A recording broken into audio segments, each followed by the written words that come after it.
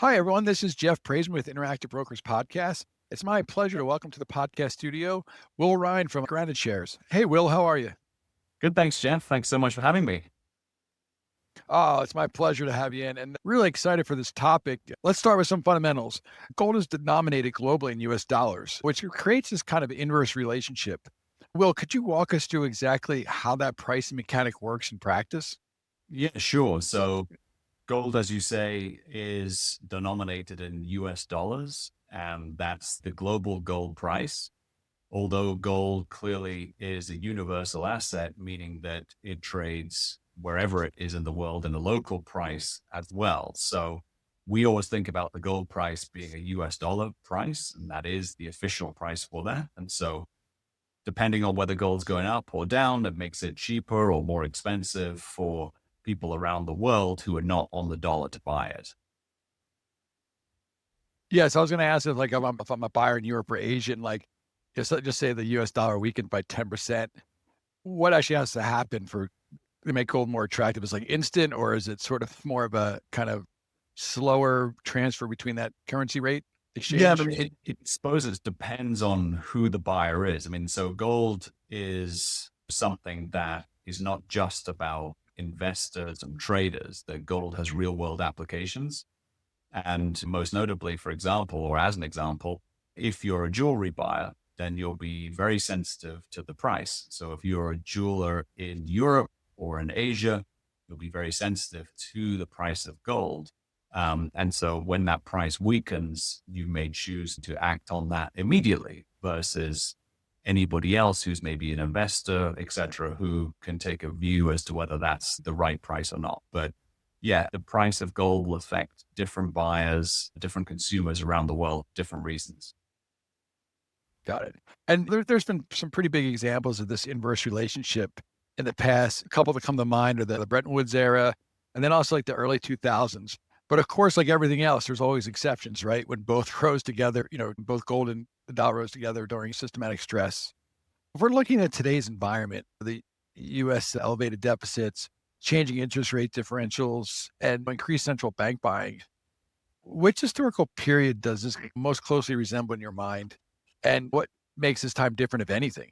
Yeah, so gold has, over the longer term, gold strongest relationship really is against the dollar. So gold moves inversely to the dollar over long periods of time, meaning that as the gold price typically rises, the dollar falls and vice versa. And that period is interrupted, or that relationship is interrupted from time to time, typically in periods of economic stress, like 2008 financial crisis, for example, where you can have a situation where the dollar is rising at the same time as gold. I think if we think about the period in history that closely resembles this, we can look at it from a few different angles. So first of all, we've seen really an unbelievable return from gold last year, 2025. And this, obviously, the gold rally has been going on for some years, but the period that mirrors, I think, closest in terms of just returns that we're seeing in the gold market would be the 1970s, where in 1979, as an example, gold posted a 126% gain, which was incredibly significant at that point. So from a return perspective, it looks and feels a lot like the rally that we saw in the 1970s. I think there are some other interesting things that resemble this 1970s period as well in terms of what we're seeing today.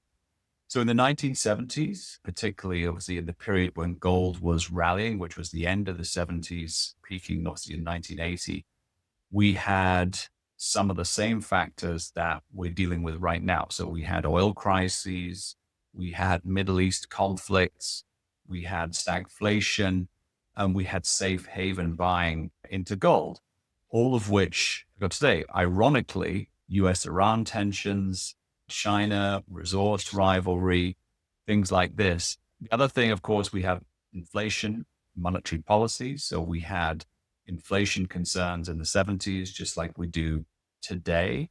We have now loosening fiscal monetary policies, which are weakening the dollar, just like yen in the 70s.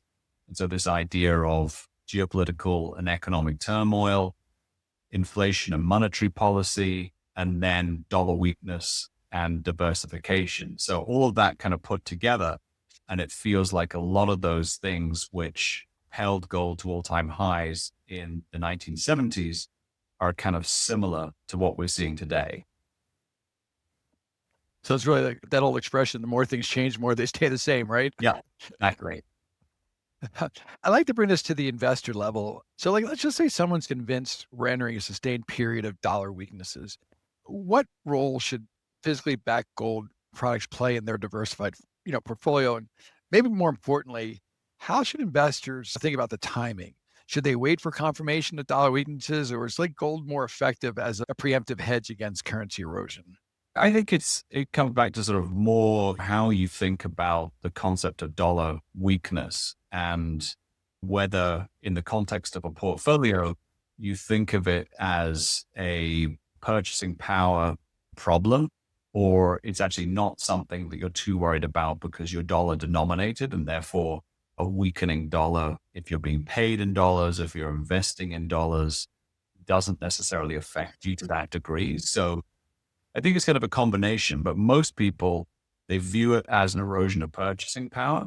And how that translates in a portfolio is you want to make money or you want to try and profit from the dollar weakening. And one way to do that is to buy gold. And because we talked about that historical relationship between gold and the dollar, typically over the longer run, in periods where the dollar is weakening, gold prices are rising. So there's a way that by owning gold in a portfolio, you can effectively profit from that weakening dollar. And I'd like to shift to the recent market action. Like you said, gold's been up last year. Gold was huge, but it also surged again after the recent jobs report showed unemployment rising to multi-year highs, with investors immediately pricing in Fed rate cuts as well. But kind of here's what I'm kind of curious about. Like, how direct is that connection really? Like, when they traders see a weak number, they buying gold because they anticipate lower rates, making it more attractive, or is it more psychological? Just the, like you kind of mentioned before, just the, loss of confidence in economic stability, or is there even a way to distinguish between the two motivations in the sort of a guessing game? I think the key word you mentioned there is trader. So trader very much will be reacting in Mhm. terms of short-term or live market information. And clearly, from a technical perspective, people are looking at all sorts of different technical indicators that would make gold a buy or a sell at any given moment based upon economic releases, data releases that are going on. And like I said, gold is something that is used in industry. It's used by the jewelry sector. So there's a lot of consumers, a lot of buyers for gold around the world who have their own motivations for that.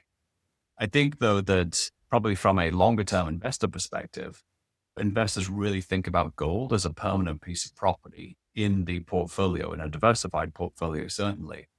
And from that perspective, it's viewed more as a defensive asset versus an offensive asset. And it probably hasn't felt too much like that over the last few years, given the returns that gold has delivered. However, for the most people, they buy gold as a hedge against perceived risk, market risk, idiosyncratic risk, etc. And so gold from a longer term perspective is much more like a permanent piece of real estate in the portfolio. And then if you're a longer term investor, you're less sensitive to short term events and more you're using that gold as a hedge against the sensitivity that might affect the broader or the bigger part of your portfolio more, i.e. equities or bonds.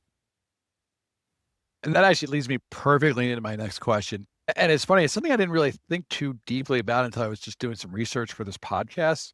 Gold is described as a non-yielding asset. And it's something I really didn't think about. Like, it doesn't pay dividends, it doesn't pay interest. And could you kind of break down the math? Like, there is an opportunity cost of holding gold. I know you're saying it's generally thought of as like a hedge for portfolios, but are there, I guess, times or historical thresholds or real rate levels where we sort of seen this shift into significant gold buying? Yeah, absolutely. So it's kind of interesting because if you think about gold as a non yielding asset from a first principles perspective, sometimes it's interesting to frame, well, why is that the case? And the answer is that gold has no credit or counterparty risk. A bar of gold can't go bankrupt. So therefore, there shouldn't be any yield because there's no risk. The risk is credit risk that's introduced when you buy a bond, when you put your money in a savings account at a bank. The reason why you have a yield is because you're lending that money to somebody else and you're receiving an interest rate in return. So therefore your money's at risk. So from that perspective, gold could have an interest rate. Gold could have a yield if you lent your gold out. But the vast majority of gold buyers don't want to do that because the reason they're buying gold is because they want an asset that doesn't have credit or counterparty risk. And therefore they're prepared to accept that trade-off in that there is no direct yield in return for owning an asset of the highest quality that doesn't have those risks associated with normal risk assets that we talk about all the time in markets. So that's kind of an interesting thing, I think, that needs to be said. Your point about what part of the cycle or different parts of the cycle makes gold more or less attractive. I think all things being equal, clearly lower interest rates and lower real interest rates in particular, which is nominal interest rates minus the rate of inflation. The lower those go, and for a long period of time, for example, in the last few years, they were negative. And so therefore the cost of owning gold, if you want to look at it like that, was negligible, was inconsequential because you couldn't get any return on so short term, at least interest bearing assets anyway. But the more real return that's available in the market, particularly obviously the shortest end of the curve being treasury bonds, etc., the more that people have to make that decision about what level of risk they're comfortable with and whether they're comfortable with whatever credit is giving them the yield in the market.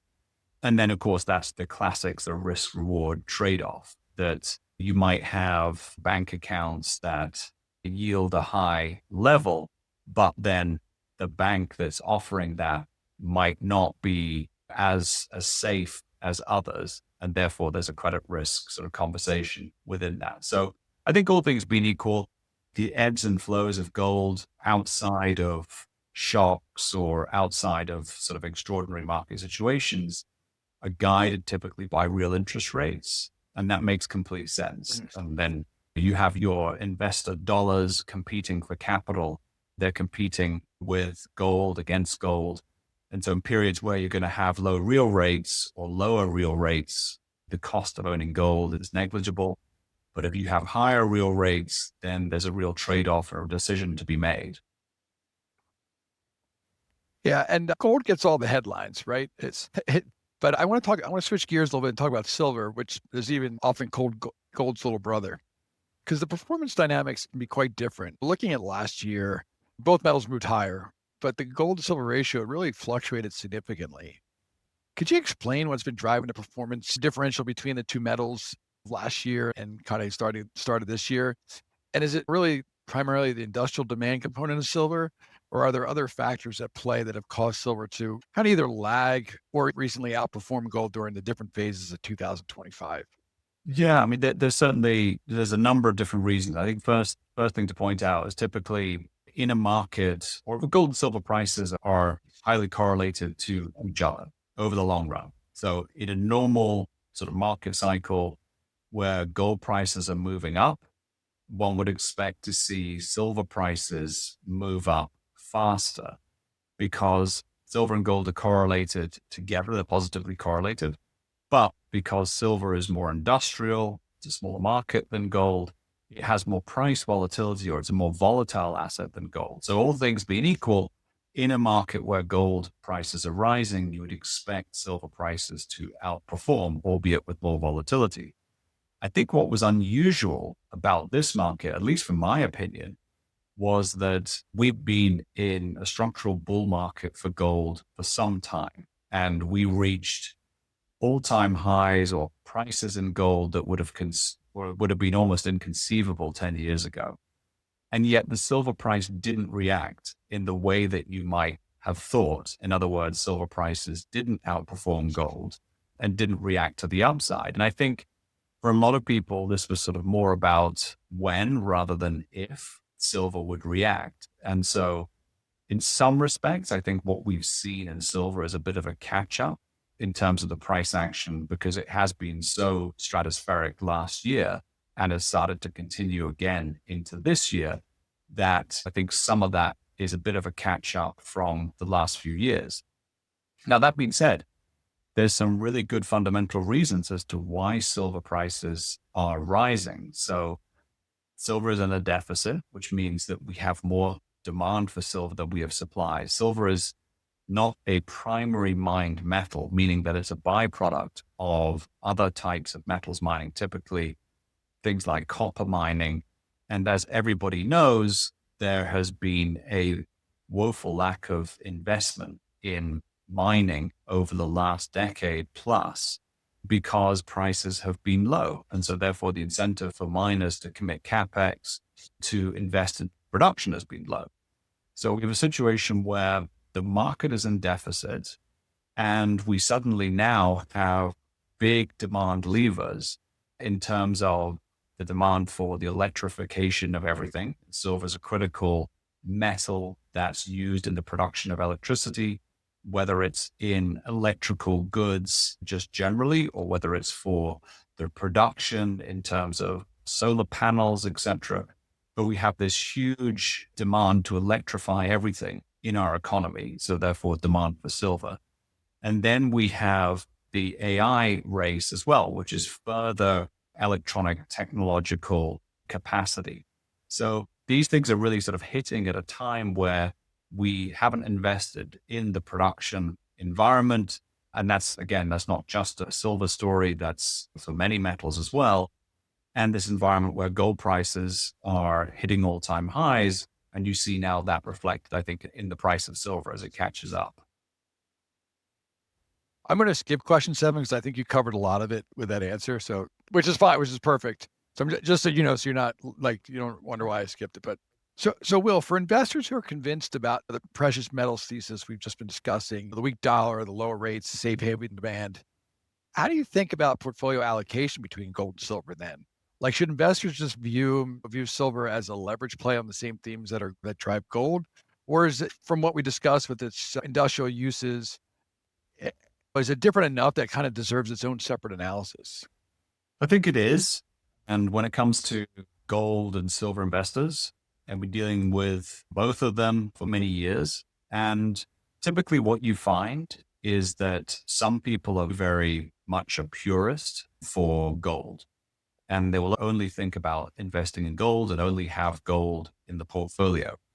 Other people are much more open-minded in terms of, if you like gold, chances are you also like silver, you also like platinum, palladium, et cetera, et cetera. So I think it really just depends on what type of investor you are. Silver does have more volatility. So again, it goes back to what's the reason that you're investing in gold, investing in silver in the first place. If it's purely from a hedge perspective, then silver, I think, deserves more analysis in terms of whether that's the right fit for a portfolio on a purely risk-off basis. But for those that want a bit of a blend of both, or believe strongly that in an environment like this, or certainly what we've seen the last few years, where there's a bid for hard assets, that it's not just gold prices that are going to go up. It's going to be silver, and there are all sorts of other hard assets that benefit from this environment as well.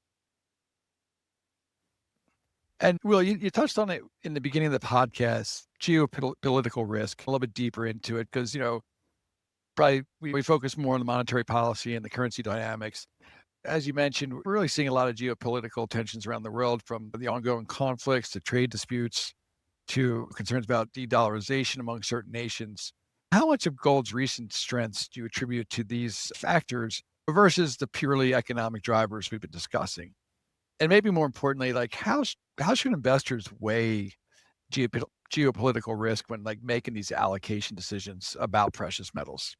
Yeah, I think it's hard to put a number on it specifically, but it clearly is a factor. I mean, you saw after the news broke about the Venezuela raid with Maduro, then gold price took off. So the same thing after Russia invaded Ukraine. And I could go on and on in terms of these specific examples. So we definitely acknowledge that there's a premium in there for geopolitical tensions, for conflicts, for crises. It's difficult to always say exactly what that might be, but it's a significant factor. And it's a significant reason as to why people invest in gold, because again, it goes back to the hedge argument that you just never know when these things could escalate, how they could escalate, how they spill over, and therefore what is the collateral damage to your portfolio. In other words, normally, the larger part of your portfolio, if you're talking about a gold allocation of somewhere between 5 to 10%, by definition, you have 90% of your portfolio or more that's going to be in other asset classes. So that's the biggest risk that you're holding. And therefore, these kind of events typically will impact that part of the portfolio a lot more. And I think when we look at the different conflicts around the world, like you said, whether it's wars, whether it's the threat of wars, interventions, whether it's de-globalization, an upending of traditional norms or world order, like all of these things basically come back to one word, which is uncertainty. And I think that gold loves or thrives on uncertainty. And that's something that portfolio managers, investors don't like from a longer term investing perspective. And therefore, in an environment where there's uncertainty, people perhaps increase exposure to defensive assets such as gold. And therefore, that's the evaluation you have to make. And well, this is great. I got one final question. We covered a ton of ground today on gold and silver and what makes them attractive. But I also want to talk about the how, right? So, like for investors who may only invested like in stocks and bonds traditionally, could you kind of high level explain the key differences that would help them understand whether it's physically backed precious metals, ETFs versus say like mining stocks or even future contracts or even like physical bullion stored at home? No, absolutely. So it's funny, we were talking about the 1970s. So if you were an investor in the 1970s, there, of course, were no gold ETFs. So your option really, from an investment perspective, certainly from a portfolio perspective, was only to buy mining stocks. And mining stocks been around a long time. There are different sort of flavors of mining stocks in terms of large companies, small companies that focus purely on gold, purely on silver, to large, diversified mining corporations and conglomerates. But all that being said, they're not a direct representation of the gold price. In other words, if the price of gold goes up 10%, the price of, you name it, gold mining company doesn't automatically go up by 10%. And that's due to a number of factors, that the company doesn't directly represent an investment in gold because there's operating leverage. Typically, there's management risk, there's project risk, there's all sorts of other things that go into that. So gold mining companies historically have been said to be a leveraged play on gold, all things being equal. In other words, in an environment where gold prices going up, gold mining companies have the potential to do better than gold. However, that's not always worked out that way, because typically what happens is in a gold bull market, the cost pressures that these companies face cost pressures, whether it's the cost of energy going up, which is a huge input in terms of mining expenses, cost of labor, etc. And therefore, sometimes they don't get the benefit and underperform the gold price. Buying physical bars and coins has been around forever. That's still a very popular thing to do. You can buy gold coins, buy gold bars. Those are typically all subject to premiums and discounts. And when you buy from anybody who, a coin dealer, a coin merchant, etc., typically expect to pay a premium to the gold price. And then if you sell it back, expect to pay a discount. And that spread can be quite high depending on what's going on in the market.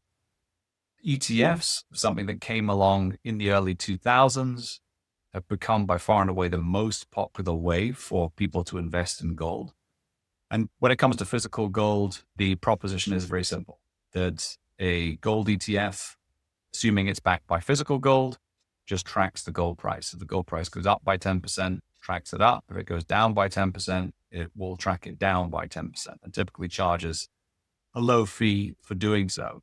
There are a number of gold ETFs. We have one of our own at GraniteShares, but there are a number out there, and it's a very efficient way to track the gold price. And I think most importantly, in terms of what's made them so successful, The innovation was to allow you to own gold in a portfolio, pure gold in a portfolio for the first time versus proxy investments like gold stocks.